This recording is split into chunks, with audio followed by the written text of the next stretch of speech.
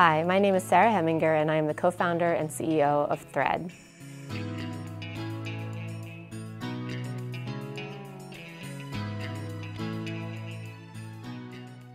When we first started, the kind of phase one of Thread was really focused in on how do we form relationships, how do I form a relationship with a teenager whom I've never met before, who's from a different place than I'm from, looks different than I look, experiencing a totally different Baltimore than I'm experiencing. And so on the first day of Thread, after Roger Shaw, the principal, had identified students who meet our criteria, so students who are academically underperforming, and what that means is they're in the bottom 25% of their class in their freshman year. So the average GPA of our most recent cohort was 0.15 on a 4.0 scale. So not 1.5, but 0.15.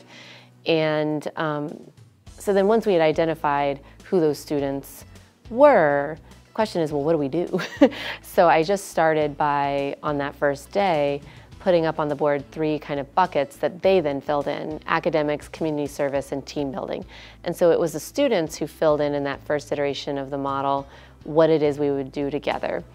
I very quickly realized that I could not do this with just me and Ryan, that I needed help. So at the time I was in anatomy and I was sharing a cadaver with 3 other people, and those became our first volunteers. I, as an introvert, just thought, okay, the easiest thing here is just to ask the people standing next to me dissecting.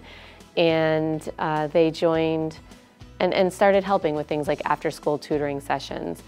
Quickly, we got a critical mass to where we could do a one-to-one model. So phase 1 was really focused on how do we form individual relationships between 2 people, between a volunteer and a student. And we got very good at that, right? And what was key to that was, how do we behave in a transparent way? How are we showing up? You know, if you're giving a student a ride to school, are you sharing with them about your own life? Are you sharing with them about your own hopes, your dreams, your failures, right? Because that's what opens the door for them to do that.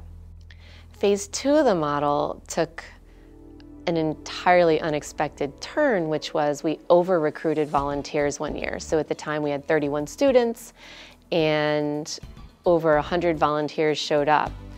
And in the moment I thought, what do I do with all these people?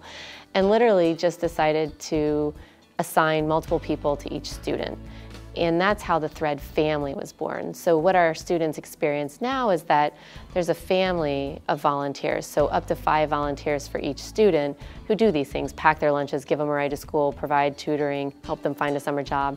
Anything you would do for your own child is basically what we do for our children.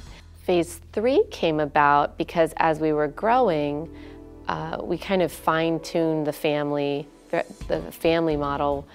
We experimented with different size families, so we currently use up to 5 volunteers. At one point we had 16. We actually realized that that was too many. But as we decided to grow from 31 students to 47, I was meeting with Bob Embry and Bonnie LeGros, who pointed out that at the time I had 31 direct reports. That was not sustainable or scalable, and that the model couldn't work. So I went back to the heads of family at the time and said, okay, we have a major problem. What do we do about it? And it was in that kind of brainstorming collaboratively, both with our internal volunteer leadership and with our collaborators and thought partners, that we created another layer of leadership called a grandparent. So the grandparent, again, coaches, leads, manages, heads of family, who then work with volunteers, and the volunteers work with the students. That sort of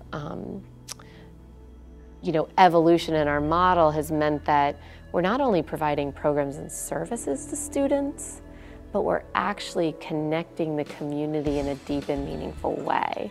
So it's, just like we have to meet our young people where they're at, if we want to actually build relationships Baltimore-wide that transcend these barriers of race and class, you have to meet everyone where they're at. So to ask your average professional to drive to a heroin corner in Cherry Hill every morning to pick a kid up for school, that's a pretty big ask.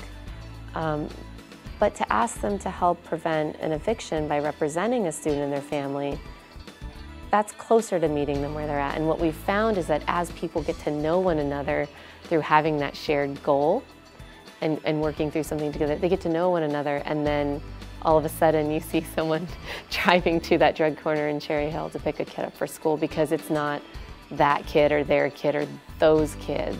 That's my kid. That's our kid, right? So your pronouns change, and that matters a whole lot.